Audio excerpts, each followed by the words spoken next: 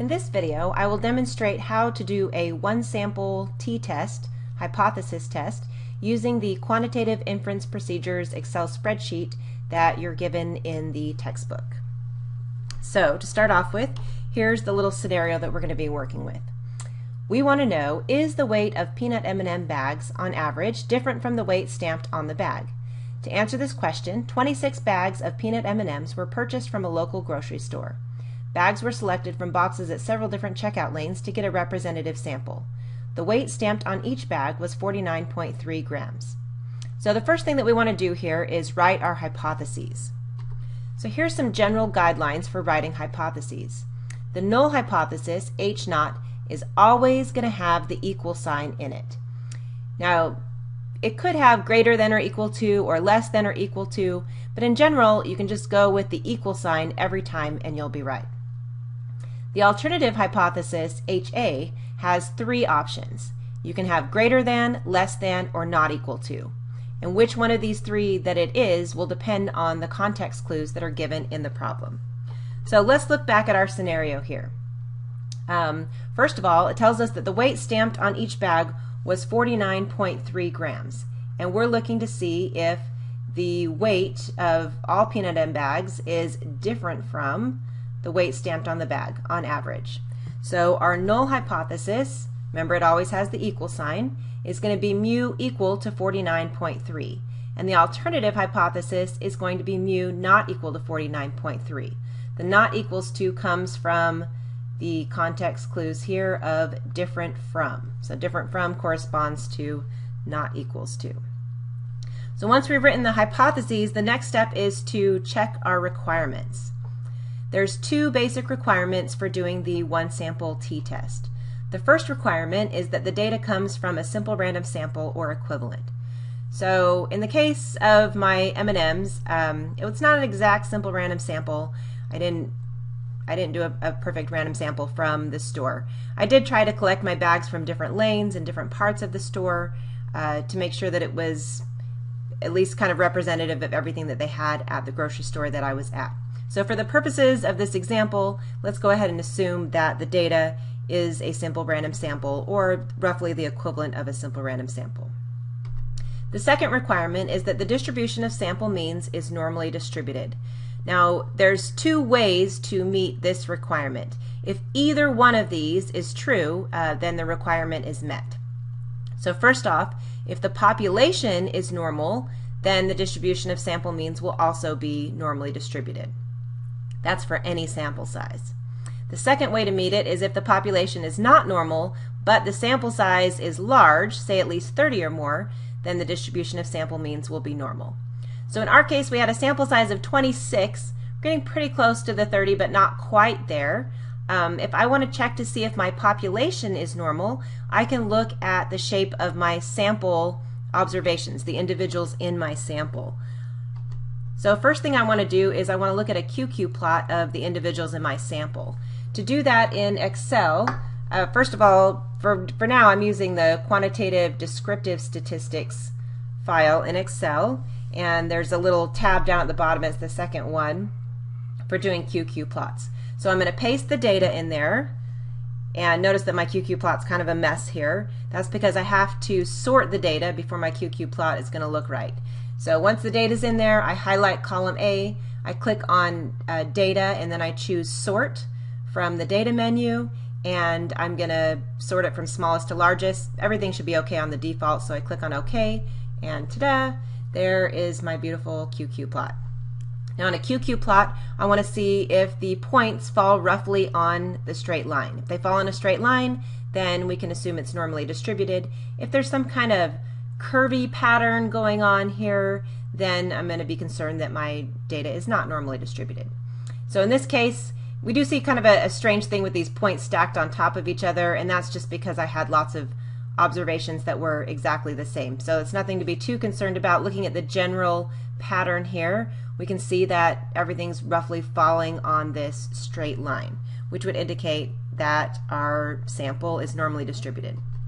We can also look at a histogram of our observations, and we want to see that it looks bell-shaped and symmetric, which, as you can see, this one does look pretty good. So based on this, we are going to say that our requirements are met, that our sample means will be normally distributed because our population is normally distributed. Okay, so now we're ready to get into the actual analysis here. So to do that, we're going to use that Quantitative Inference Procedures Excel file. And what we need to do is enter in the appropriate information, and we'll get all the answers that we need out of it. So first of all, of course, you need to paste the data over on the left side. Then, looking at your hypotheses, you're going to enter in the information. So first thing you're going to do is enter in the value under the null hypothesis. So in the null hypothesis it says mu equals 49.3, so we put a 49.3 in for null hypothesis. Next, we're going to enter in what type of test we're doing. So this is where we look at our alternative hypothesis. In this case, we had not equals to, so in the drop down box over here, we're going to select not equals to. When we're doing a not equals to test, it's called a two-tailed test, whereas if we do a greater than or less than, we call that a one-tailed test. So once you get everything entered in correctly, then super easy and nice like, we have all the answers that we need right down here in this box. So starting with our test statistic, it's a t statistic. In this case, the value of that test statistic would be 7.845. When we're dealing with a t-distribution, we also have to be concerned with something called degrees of freedom. And for a one sample t-test, it's going to be equal to n minus 1. So we had 26 observations. 26 minus 1 is 25. This tells us that we have 25 degrees of freedom. And then we have the p-value. This is going to help us draw conclusions about our test. So one thing to note about the p-value is that when the p-values start getting really, really, really small, it starts to put them in scientific notation. So you can tell it's doing that when you see this little e going on here. So this says e, now I've covered it up, but it says e negative 0.08, meaning that, you know, there would be 7 zeros in front of that 3 with the decimal if I was looking at this. In other words, this p-value is really, really, really close to 0. All right, so null hypothesis was mu equals 49.3, alternative mu not equal to 49.3, and our p-value was essentially 0, very close to 0. Now we can start drawing conclusions. To draw conclusions, we're going to compare the p-value to alpha. Typically alpha is 0.05. If something else is given to you in the problem, use that. So we're going to use 0.05 for this problem. If p is low, meaning that p is less than alpha, then HO must go, meaning we're going to reject the null hypothesis. If p is high, or in other words, p is higher than alpha, we're going to keep the guy, or in other words, fail to reject the null hypothesis. So in this case, my p-value of 0 was much lower than the alpha of 0.05, so p is less than alpha. Therefore, when p is low, HO must go. We're going to reject the null hypothesis. So when we're writing our conclusion is always going to have two parts. In the first part, we're either going to reject or fail to reject the null hypothesis. And again, this is just based on the alpha level, comparing the p-value to the alpha level like we talked about on the last slide. Notice that the options are reject or fail to reject. We never, ever, ever say accept H naught, and we never say that H naught is true. The second part of our conclusion has to do with the alternative hypothesis. So if we reject the null hypothesis, that means we have sufficient evidence that the alternative hypothesis is true. If we fail to reject H naught, that means we have insufficient evidence for the alternative. Notice that in both cases, either way, reject, fail to reject, our conclusion is about the alternative hypothesis in the end. So now I'm going to write it all out. My p-value is low, so I rejected the null hypothesis. When we reject, that means that we have sufficient evidence for the alternative. My alternative said that the mean peanut M&M bag weight was not equal to 49.3. So in my conclusion, I'm basically just writing out that alternative in words.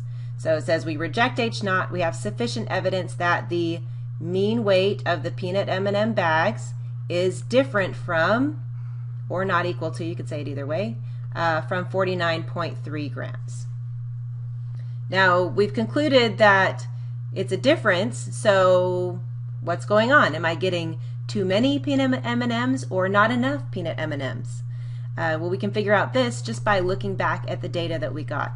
So looking back at my Excel spreadsheet, I can see that the mean of my observations was 52.269, and the weight stamped on the bag was 49-ish grams, so I'm actually getting more peanut M&Ms on average than what was advertised on the bag. So I don't need to write any complaint letters to the Mars M&M company, and instead I can just enjoy my extra peanut M&Ms.